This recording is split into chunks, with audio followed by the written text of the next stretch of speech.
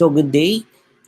Today we'll be answering one problem with regards to the cash flow statement. Then afterwards, after I prepare the first, you'll be computing for the next problem. So our first problem would be Juana's Sari-Sari store had the following transaction during the year. So we have purchase of goods paid in cash for 100,000, sales of goods received in cash for 150,000, paid utilities for 30,000, paid rent for 10,000, sold equipment for cash for 100,000, owner withdraws investment for 10,000, and the cash at January or the beginning cash balance is 50,000 pesos. So here, what we're gonna do is first, we need to identify if the cash activities are under operating, investing, or financing. Since I already prepared this for you, so the yellow ones or highlighted in yellows are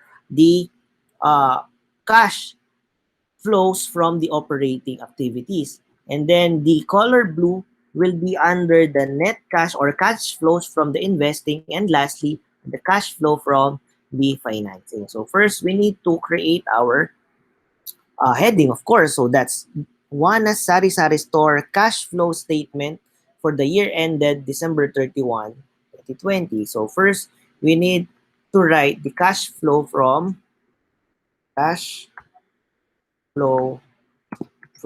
operating. So if we have already cash flow from operating, we'll write what are the different cash flows. So here they are. So that is, in our transaction, nauna yung purchase of goods. But in reality, uh, we will be doing the sales of goods first. Sales of goods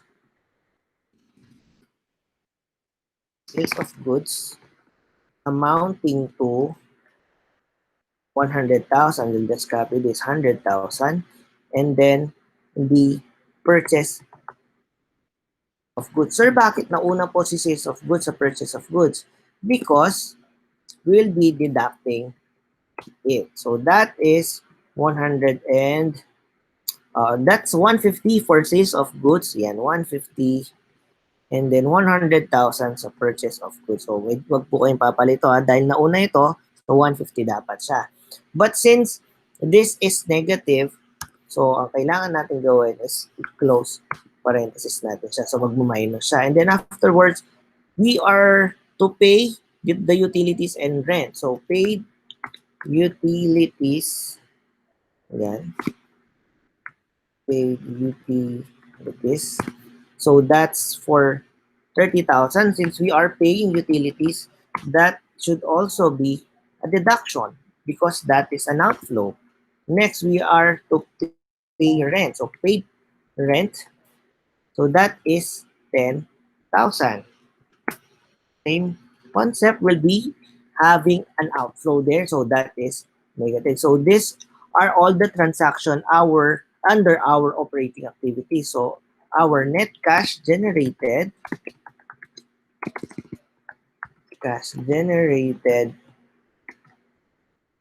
by operating activities is like this. So we need first to deduct. So before I am using Excel, but now I am using the Google Slide. So this is equal sum. So let's see if that will be the same under Google Slide. So we'll just deduct. So 150 minus 100 minus 30 minus 10, that's 140. So that's 10,000 pesos. So our net cash generated under our operating activities is 10,000 pesos. Next, our cash flow. So you'll just copy this. Cash flow and then change operating. Ito pala, dapat operating activities. Don't forget that. Activities. The next cash flow from, we have sold equipment. So we are under PPE. So under PPE, these are investment. So investing activities. So under this, we only have one. So sold equipment. So we only have one. So if we will be selling our equipment, so we'll be receiving cash. So this will be 100,000 pesos. So That is also only the transaction under our operating activity. So this will only be the net cash generated by the activity. Investing activity. Yan. So, singular siya, kaya isa lang, no? Kaya activity lang po. O, since isa lang naman siya, it just equals and then the cell. And then, lastly, we have the cash flow from financing. So, we'll just change operating into financing. Under this, under financing, we only have one as well. That is owners withdraws investment. So that is withdrawal by the owner. Like if you have the name one as withdrawal, that will be also okay. So afterwards, we will be having 10,000 pesos. So if you can see, that is a withdrawal. So that is an outflow. So we'll need to deduct it. Kaya po negative siya. Bakit negative? Kasi when withdrawal, that will be an outflow from your company. So that's equals and then negative 10,000. So that will be our net cash generated by the, ito yung copy natin. Tama. By the investing, ito financing na tayo. Financing activity. So that's it. But next will be having to compute the net cash generated from operations and then the investing and then the financing. So we need to compute those. So that will be our net change in cash or net cash flow. So that is equals 10,000 plus 100,000 plus negative 10,000. So that's 100,000, I guess. Tama, 100,000 peso. So, that's 100. But, hindi pa po tayo natatapos dyan since we have,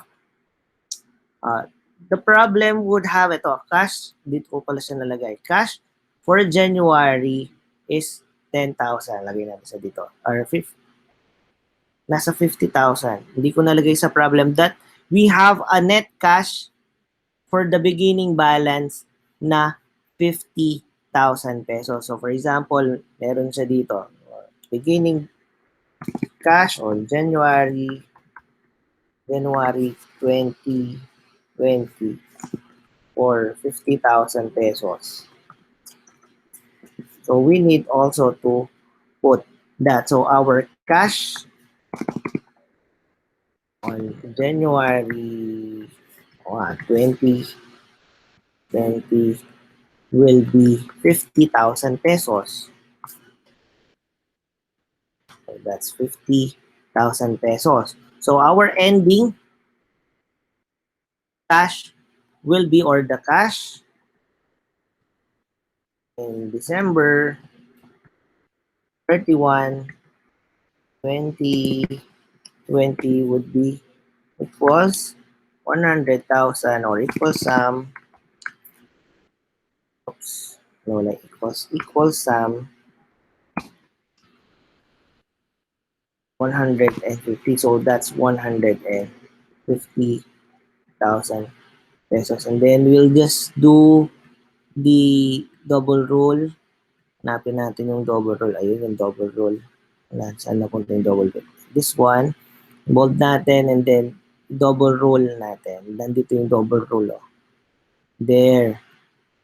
Hindi siya lumilitaw. So that will be our final answer. That's 150,000 pesos. There you go. 150,000 pesos for the transaction under WANA's statement of cash flow. So from the cash flow from operating is 10,000 and then the generated in investing is 100,000 and generated in financing is negative 10,000. So that's 100,000 plus the cash in the beginning balance. So that's 50,000. And we'll be adding those net change in cash for 100,000 plus 50,000. So that's 150,000 pesos. So next problem will be your turn. So you'll be computing for our next problem, the net income from sabi niya, prepare a cash flow statement for Teresa's delivery service using the following. So during this asynchronous activity, you'll need to answer this and I will be waiting for your answer. Lalakihan ko pa siya and then I'll post it for a while. There you go. So you need to compute the net income for 500,000, depreciation expense for 70,000, gain on sale of the property and equipment for 10,000, increase in trade and other receivables net, so that is 250,000, increase in trade and other payables for 150,000, the amount of proceeds from the sale of property for 50,000, and paid loan from a bank for 100,000, and cash in January 1, 2016 is 10,000 pesos. So I will be waiting for your answer and will be discussing in the next meeting. Hope you learned something today and thank you very much.